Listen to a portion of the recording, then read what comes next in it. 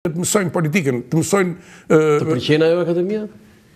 Unë nuk e di se s'kam pas rastin që të vetë të bëjnë ndonjë temë ose ndonjë leksion, nuk më kanë kërkuar ndonjëherë, megjithë që në orientim jam koherent me ta, po nuk më kanë kërkuar dhe nuk e di se çfarë bëhet dhe çfarë... Jo, atëherë po e riformuloj pyetjen. Do ishte më mirë që leksionet aty t'jepnin deputetët me përvojë, apo t'jepnin edhe disa profesorë universiteti si puna juaj, sociolog, politolog, njerëz që i njohin shumë mirë teknikën e politikës? Unë nuk e di, zakonisht më them ru nga i njeri që e shumë ta mund të ketë shkruar një libër, sepse natyrisht e ka horizontin shumë të kufizuar. Aq më pak, unë mendoj që profesioni i deputetit nuk është profesion empirik. Pra, në qoftë se ti shkon atje për t'ju thënë vetëm çështje militanteske, se si mund të ashtu bashkohemi, të unifikohemi, unë mendoj që dija është pushtet dhe dijen e kanë ata që dinë. Në këtë kontekst, edhe në atë akademi... Tani prit, më falë profesor, kush ishte ky që është për ka që ka shkruar vetëm një libër? Unë nuk e di se ka nga ata që s'kan shkruar as një libër, ka prej atyre që... Do të thënë që ata s'din, ëh? Jo, nuk e thash këtë gjë. Kur e kisha metaforikisht. Edhe ai me një libër që ke diskutuar? Edhe ai më ashtu është, po e kisha fjalën që do të ishte domosdoshme që të kishte prania e politologëve, e juristëve të njohur, të shquar që kanë përvojë. Mirë, jurist për shembull është Fatmir Xhafa aty, sa i flet edhe në aspektin juridik. Shumë normale është, normale Fatmiri është. Një autoritet, një personalitet në atë fushë. Është absolutisht. Ka dhe të tjerë, nuk them se parlamenti është i përbërë me njerëz anonim. Ja. Ata që kanë nevojë për kualifikim, për kulturë, do t'i nënshtrojnë kësaj gjë, po ideja ime është që kur i përzgjedhim, në qoftë se thashim, në qoftë se dija është pushtet, atëherë do të thotë duhet të zgjedhim ata që kanë dije. Ata që kanë dije politike, dije të vërtetë, që janë kulturalisht të orientuar. Shikoni, ne erpasere kemi neveri për njerëz që janë me të meta serioze kulturore, në formulim, në artikulim, në sjellje, në gjuhën e trupit, në të gjitha gjërat.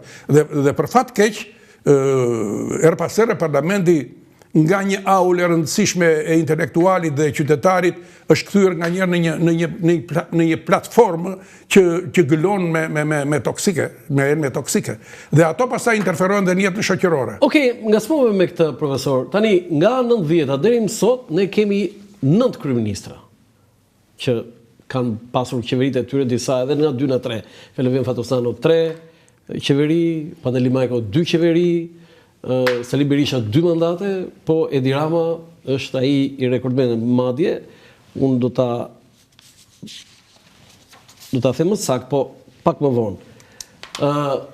Qeverisjet e këtyre 9 kryeministrave, zoti Tushi, i kemi merituar? Kanë bërë ata atë që duhet bënin?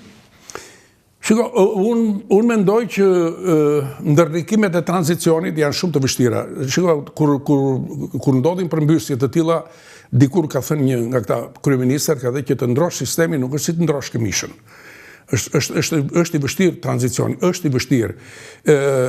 U fillua me populizëm, u fillua në këtë rast tamam me atë që ka lexuar një libër me që po të kthejmë që u tha që shiko asgjë nuk vlen, duhet përmbysur gjithçka dhe do filluar gjithçka nga e para, sepse ai që e tha këtë kishte lexuar një libër që ishte terapia e shokut. Dhe ai libër e shkatërroi Shqipërinë. Shkatërroi gjithë në fundit ajo që duhet ndryshuar ishin marrëdhëniet në prodhim, politika, jo mjetet e prodhimit. Forcat prodhuese janë inerte, janë memece. Mjafton të ndryshosh mënyrën se si do t'i vësh. Pra, nuk do të thotë që duhet prishësh ferma, duhet presësh pemët frutore, apo duhet të shkatërrosh fabrika. Ju besoj keni marrë vesh tani që ajo që u shkatruan fermat, fabrikat, uzinat, që ishin 500 fabrika uzina, ka qenë investimi i shërbimit sekret serb dhe këtë ka pranuar edhe zoti Berisha. Aq më keq në qoftë se ata që kanë zbatuar këtë Jo ka pranuar zoti Berisha, zoti Ngjela e tha në intervistë me mua, ka thënë 500 fabrika dhe uzina të shkatruara dhe $20 milion Shesheli i tha Miloševićit, ku janë tha? Ja ku janë, si e shkatruar Shqipëria. Është vërtet. Këtë e ka pranuar zoti Berisha. Unë po marr vetëm një gjë, po marr vetëm fabrikën fabrikën e llampave në Vlorë.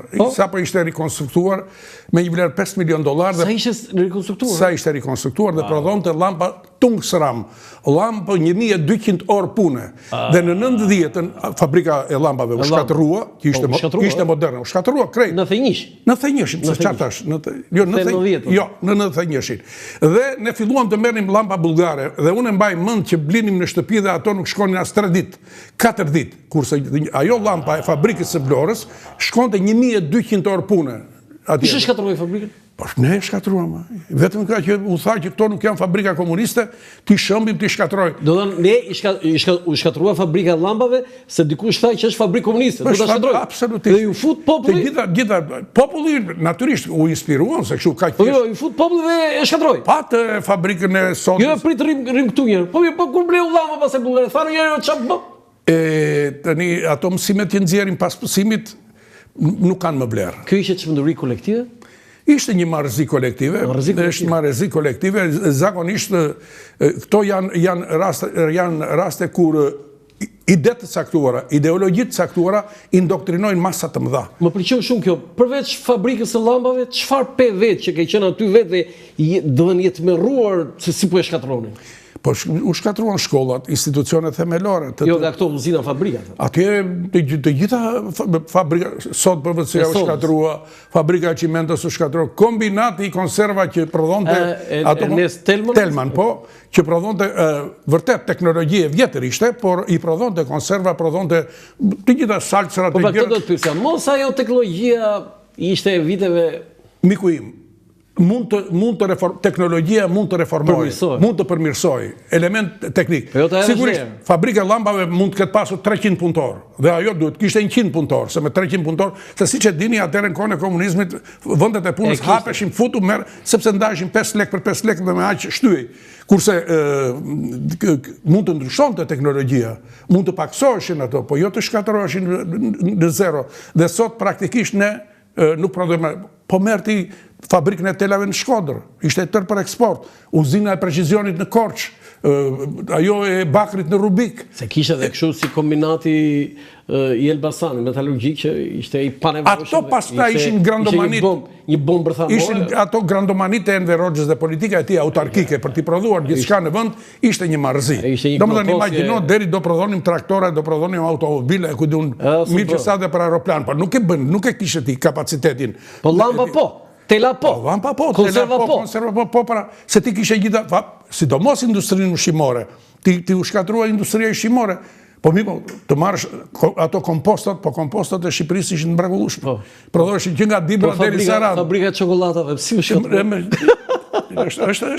Ishte një mëkat i madh. A kemi ne, profesor, të trashëguar nga ato 50 vitet komunizmit shoqëria jonë cilësi pozitive? Shiko, unë jam kundër nihilizmit, kundër shikimit të njëanshëm të sistemit të vlerave në një shoqëri. Sistemi i vlerave, i zakoneve, i traditave janë një koracë fort e cila interferohet nga politika, po nuk mund të deformohet deri në fund prej saj. Pa diskutim, eksperimenti që u bë mbi popullin shqiptar në 50 vjet ishte një eksperiment makabër, i shëmtuar, tragjik, i jashtëzakonshëm. Po ju tregoj një anekdot, një plak, po kalonte Gorbaçovi në rrugë dhe i del një plak përpara dhe i thot, mund të të bëjmë pyetje morbir? Po, mor, i tha Gorbaçovi. Mor, këtë socializmin kush e ka shpikur? Gorbaçovi e kuptoi që mund të ishte një çik me ironi dhe i tha, po, besoj ndonjë politikan do këtë qenë. Po me siguri, tha, politikan do këtë qenë, se po të ishte njeri, këtë eksperiment do ta bënte me minjt dhe jo mbi njerëzit. Në Rusi kjo? Po. Edhe kjo është një anekdot që qarkulloi gjërësisht në ish Bashkimin Sovjetik. Pra, në këtë pikpamje, ai sistem e përçudnoi njeriun, shoqërinë e ktheu në turm, lullëzoi cinizmin, hipokrizin. E urreje, profesor, atë sistem? Absolutisht. E urreje? Nuk mund të them që isha disident, po për shembull fakti që nuk gjatë asaj periudhe nuk pata mundësi të pak në kulturalisht të kisha mundësi të lexoja, të kisha librat e dur. Ata mbarova për filozofi, sociologji, pa prekur një libër me dorë, një libër sociologjik, përjashtuar veprave të klasikëve të marksizëm-leninizmit dhe veprave të Enver Hoxhës, fjalimin Berat, fjalimin e Kosh. Mbaruat sociologji, u diplomuat filozofi, po, pa pa prekur një libër filozofik me dorë. Si u diplomua? Atëherë u diplomua me ato lëndë. Shiko, lëndë kishte atje dhe bëshin, nuk mund të them. Ishin këto të ndërtrimit. Po ishin këto. E kam thënë dhe herë tjetër, aty nga viti 73, kur isha student, ishte koha që e liroj pak regjimi, atë fillua jo lëvizja e rinis, se ishin këto recidivat e njarive në Francë, televizjeve të studentëve dhe të klasës punëtore në Francë, edhe sistemi këtu filloj të zbuste në qik, lejoj edhe abonime. Unë atëre, me qenë që ishte kështu dhe me që lexoja rusisht, mora një libër që botoj nga Universiteti Lomonosov, Vapros e filosofi, çështje filozofike. Libra komunist 73. Mora, ishte 160 lek të vjetra, 4 numra, 20 lek. Si ishin pak atëre, 20 lek ishin, nuk ishin pak. Me erdhën 3 numra nga ato, shumë të bukur. Kishte, pra përmend. I ke dhe sot? I kam, po si i kam bibliotekën e Vlorës. Të ndihmuar? Shiko, në atë kohë më ndihmua, sepse edhe aty, për shembull, ne këtu nuk e zinim dot me goj Freudin, Sartrin. Aty ka njohur Freudin dhe Sartrin. Aty kam lexuar për Freudin, për Sartrin. Me optik marksiste. Po pse e hoqi? Sepse në parathënie thoshte Tavarish Brezhnev skazall. Shoku Brezhnev ka thënë. Dhe vetëm për këtë s'duhet ta merrja atë libër me dorë. Dhe ai bllokoi këto libra. Pra ishte një terr i vërtet i jashtëzakonshëm. Kur je zgënjur për të parë nga i regjim, nga i sistem dhe domethënë që kuptove që unë jam zgënjur nga i sistem kur unë fillova të punoja në strukturat e pushtetit vendor dhe të pushtetit lokal në Vlorë.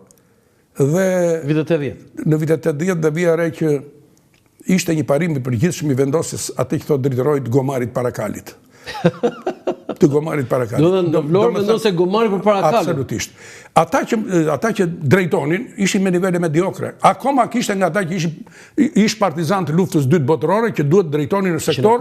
Akoma ishin në përvende të caktuara dhe ti duhet i dëgjoje me veneracion dhe duhet mbaje shënime nga mediokriteti i tyre. Ishte të mërshme. Po më tregoni një rast veçantë. Po, raste, plot raste. Për shumë, bje fjale, shkonin për të diskutuar një dramë caktuar, me që unë në atë kohë mbuloja sektorin e kulturës. Dhe ata që ishin e prorët e mi të azëm, sigurisht, ata së mundu ishin, dramaturg si isha dhe unë, isha marrë me estetikën e artit që në shkollë dhe kisha një urit e dura për këtë punë.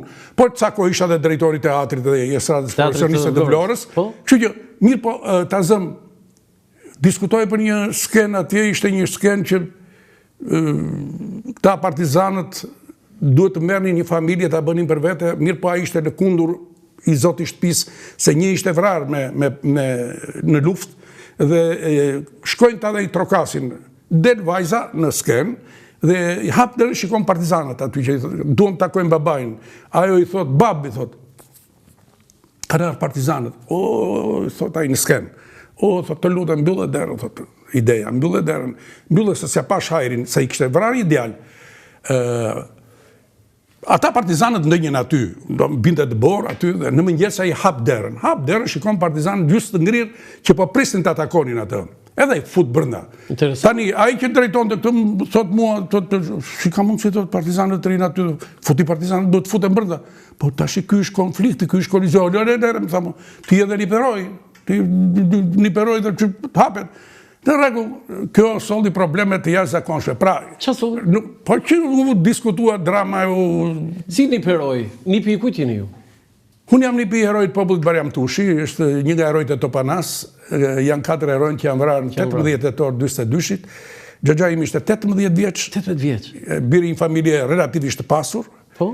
Nxënësi shkollës tregtare. Aty në Vlorë? Në Vlorë, qytet, familje qytetare gjithkohën, i cili u lidh me lëvizjen komuniste të kohës, edhe në një moment caktuar, kur kthehet nga shkolla dhe aty kishim një portmanto të cilin e kishim dhe ne derivon, ishte italiane, ishte e bukur, italiane e bukur, se ishte në gjendje gjyshim, edhe vin nga shkolla ky, ishte në shkollën tregtare dhe hoqi xhaketën dhe e vari aty. Gjyshi punonte në atë dyqanin e tij, se kish dyqan.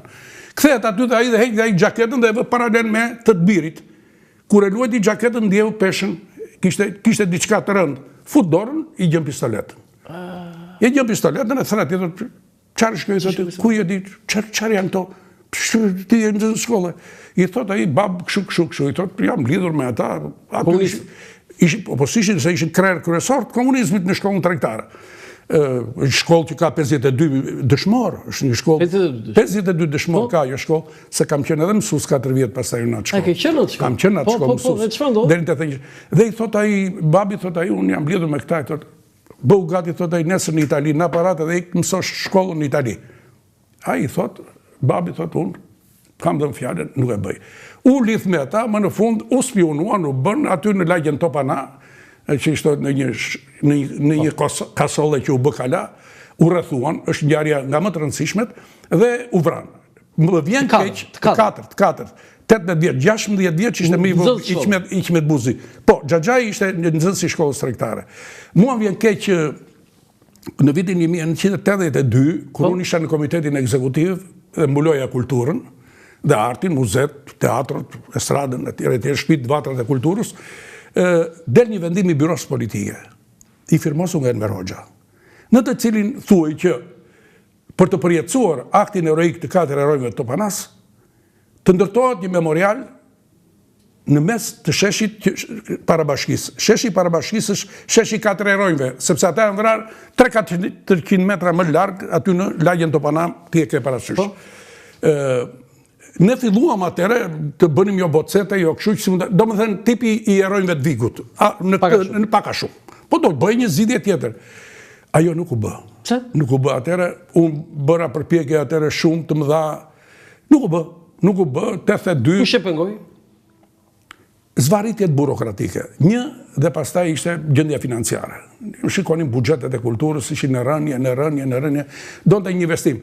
Dhe më vjen shumë keq që ai shesh u transfigurua krejt tjetër tani dhe në një farë mënyrë, po sidoqoftë, unë mendoj që për aktin e këtyre Tani s'është më sheshi. Sheshi s'është më, është rikompozuar, ka marrë një fizionomi tjetër, është me një urbanizim ndryshe. Të majtët e kam pasur. Sigurisht të majtët. Pse e tjetërsuan? Tani, të them të vërtetë, nuk di si ta justifikoj këtë gjë, po të paktën, me që kam rastin të jem këtu, them që për aktin e tyre heroik, se në fundit, mua vjen shumë keq që ka nihilizëm ndaj luftës nacional shërimtare, të vetë me një që unë nuk e kam pranuar dhe nuk e pranoj. Ndoshta nga që kam dhe pjesën e gjakut familjes time në të, por sidoqoftë është derisa dhe ti ke shkruar, derisa ata që luftuan ishin në krahun e durr të historisë, tani Xhaxhai im nuk e dinte që këtu do vinte diktatura komuniste. Tani po të them dhe një tjetër të bukur pak me Xhaxhain. Ai dha gjakun e vet, dha jetën e vet. Po pra, do të them dhe një tjetër. Në 42-shin ngarkohet shkon në fshatin nga kishte origjinë, fshati Vërmik, një nga fshatrat më të thellët të Labërisë. Shkon atje dhe mbledh burrat e fshatit të Rapi. Mblidhen edhe të Rapi edhe ju thot atyre, unë kam ardhur këtu thot që tu them se ka ardhur Italia, na ka pushtuar në Vlorë dhe ka ardhur të na bëj gratë dhe nëna tona. Këtë Shqip. Nuk u tha as për Marksin, as për Leninin, as për Enver Hoxhën, as për Partinë Komuniste. Janë gjallë. Një pjesë kanë vdekur të atyre që ma kanë treguar këtë gjë. Na tha që kanë ardhur të na bëjnë gratë dhe nëna tona. Si thoni? Çfarë thanë ata? Pushkën edhe u angazhuan. Se po të na kishte thënë që do vim për komunizmin, për Enver Hoxhën, për Marksin, nuk do lëviznim ne për këtë gjë. Kjo ka gjë. Dhe edhe një histori tjetër në vazhdim të kësaj, në vitin 92, të thash isha kryetari Partisë Socialiste, vështirë shumë, në 91-shin situatë të merë si ishte vështirë, që kishte raste kur i thoshe vetes. Do të thonë ti pas ke qenë kryetari i Partisë Socialiste në Vlorë, atëherë kur të gjitha kanë praktikë? Ishte vërtet. Kjo është e vërtet. Po ç'do dhe si u angazhua? Unë kam qenë shok me Fatos Nanon, Kishe shok me Fatos? Po shok në shkollë. Kemi fituar të 2 vendin e parë në një konkurs të organizuar në vitin 74 në kuadër 30 vjetorit të çlirimit të Adheut. Kemi marrë çmim të parë të 2 unë për një artikull karakteri kombëtar i artit dhe kritika e pikpamjeve kozmopolite në art, dhe ai regjimi i kursimit ku diçka se ishte në ekonomik, unë ishte në fakultetin e shkencave politike dhe juridike. Edhe në një farë mënyrë kjo gjë më detyroi si thua që të angazhohesha. Por të them të vërtetën edhe shpirtërisht gjithmonë kam pasur këtë lloj, sepse kam besuar që një maj demokratike. Po një maj demokratike... Do më thënë të nëziti ose të ofroj Fatos Nano?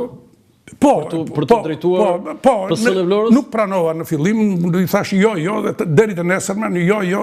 Pastaj erdha në Tiranë u takuam. Ideja e tij ishte që po unë pse vetëm do ta ashtu duhet të jemi dhe ne shok dhe miq. Edhe kjo ishte ideja që pastaj Bërë ndonjë akt kur ata e arrestuan?